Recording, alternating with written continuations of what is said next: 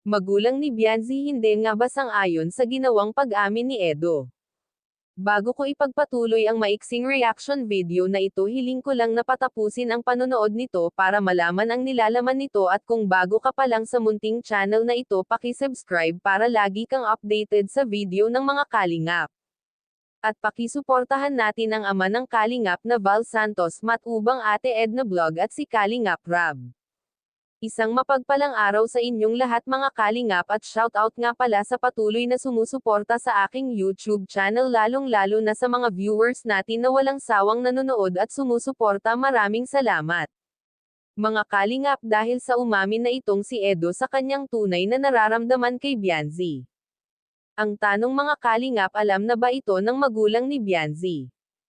Dahil alam naman natin lahat na si Bianzi lang ang inaasahan nila na makakatulong, lalong-lalo na sa mga kapatid ni Bianzi.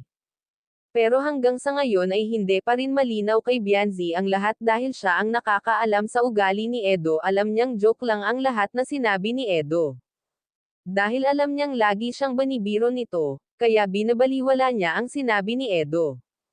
Pero paano kung totoo na ang sinabi ni Edo na gusto talaga siya nito? Dahil sa ginawa ni Edo na pag-amin kay Bianzi, marami ang kinilig na viewers. Kahit nga raw may edad na sila ay kinikilig talaga sila pag napapanood nila ang EDC.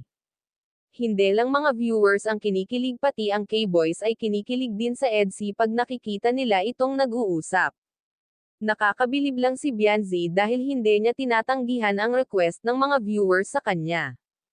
Kakanta talaga ito basta request ng mga viewers. Tungkol naman dun sa magulang ni Bianzi nang malaman na nagtapat na si Edo kay Bianzi.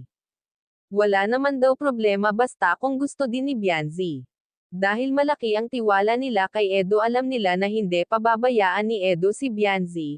Kahit si Edo ay hindi niya minamadali si Bianzi dahil gusto nito na makatapos si Bianzi sa pag-aaral. Maganda daw kasi ang nakapagtapos ng pag-aaral para maganda rin ang magiging trabaho. Gusto talaga ni Edo na makatapos si Bianzi, kaya nga nagtitiyaga ito maghatid sundo sa paaralan. Hanggang dito na lang ang update ko mga kalingap. Maraming salamat at God bless sa inyong lahat.